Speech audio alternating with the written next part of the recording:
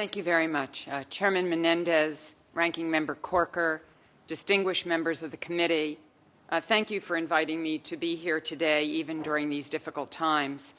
It is always welcome to return to the Senate and speak with you about an issue we all agree, is one of our country's primary foreign policy and national security challenges.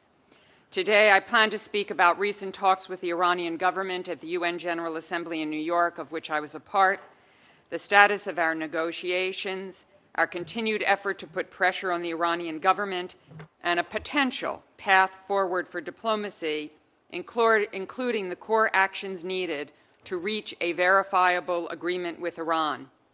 Let me start with a very brief survey of our dual-track policy to show how we arrived at this point. As President Obama has said many times, the United States remains committed to preventing Iran from obtaining a nuclear weapon. The strategy we have pursued and continue to pursue to fulfill this commitment is the dual-track policy of engagement and pressure. While our preference has always been diplomatic engagement, we concluded that such engagement would not work absent meaningful pressure. In response, we and our allies, with the President's and your very crucial leadership, established one of the toughest sanctions regimes the world has ever seen. As a result, 23 economies have united in significantly reducing or eliminating purchases of Iranian crude oil. Over the past 24 months, Iran's rial has depreciated by approximately 60%, as Iran's access to the international financial sector has been largely severed. Indeed, in the run-up to his election this June, President Rouhani made the case that the failure to pursue a serious agreement on the nuclear file and the international sanctions that resulted from that failure was devastating the Iranian economy.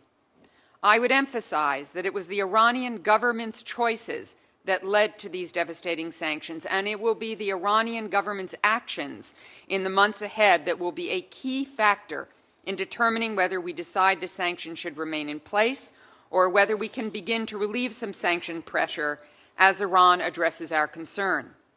President Rouhani says he has a mandate, both a popular mandate from the Iranian people and a mandate from Supreme Leader Khamenei to pursue an agreement that satisfies the international community's concerns over Iran's nuclear program. As the President reaffirmed last week, we are prepared to test that proposition in a serious way. In doing so, we must remain mindful of the long history of Iranian deception regarding its nuclear program and insist that Iran's new tone be met as soon as possible by new and concrete and verifiable actions. We must also do our part to ensure the success of this effort and to avoid any measures that could prematurely inhibit our ability to secure a diplomatic solution. The process for testing Iran's intentions began last week in New York. There, on the margins of the UN General Assembly, Secretary Kerry and I met Foreign Minister Zarif and the foreign ministers of the P5+1. In that meeting, as in all of our exchanges with the Iranian government, including the Secretary's bilateral with Foreign Minister Zarif, we made clear that we seek an agreement that respects the right of the Iranian people to access peaceful nuclear energy while ensuring to the world that Iran meets its responsibilities under the Nuclear Non-Proliferation Treaty and UN Security Council resolutions. Foreign Minister Zarif gave a thoughtful presentation. He told us that Iran does not seek nuclear weapons and detailed the reasons why it did not make sense for Iran to possess nuclear weapons. We also made clear, in return, that his words alone, while welcome, are not enough. So in the coming weeks, we will look to the Iranian government to translate its words into transparent, meaningful, and verifiable actions. We enter this period with our eyes wide open. As Secretary Kerry has said, no deal is better than a bad deal. Now it is time to see if negotiations can begin in earnest. Let me give you an idea of how we see this moving forward. Given the scope of Iran's nuclear program and its history of noncompliance with UN Security Council resolutions, as well as the deep mistrust between our two countries, any productive path forward must include confidence building through meaningful, transparent, and verifiable steps. We will be looking for specific steps by Iran that address core issues, including, but not limited to, the pace and scope of its enrichment program, the transparency of its overall nuclear program, and stockpiles of enriched uranium. The Iranians, in return, will doubtless be seeking some relief from comprehensive international sanctions that are now in place. We have been clear that only concrete, viable steps and verifiable steps can offer a path to sanctions relief.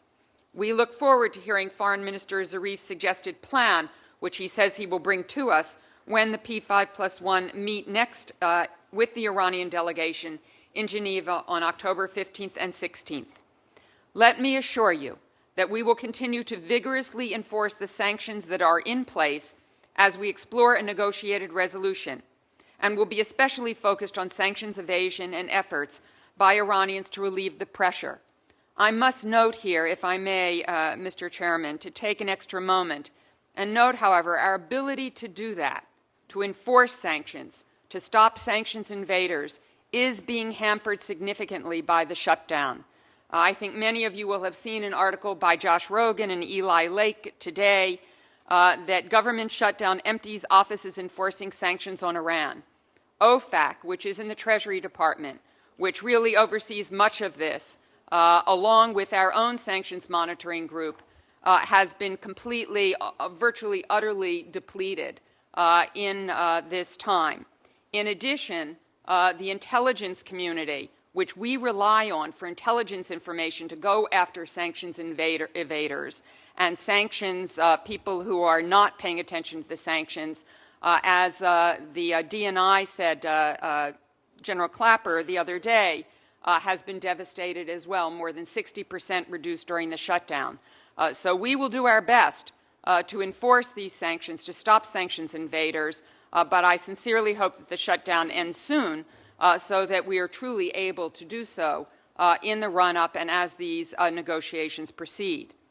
As we move forward, it will be critical that we continue to move together and take no steps that signal divisions to Iran that it could and likely would exploit. Further, as the effect of our sanctions on Iran depends in part on the actions of our partners, we must ensure that our sanctions do not place an undue burden on those countries.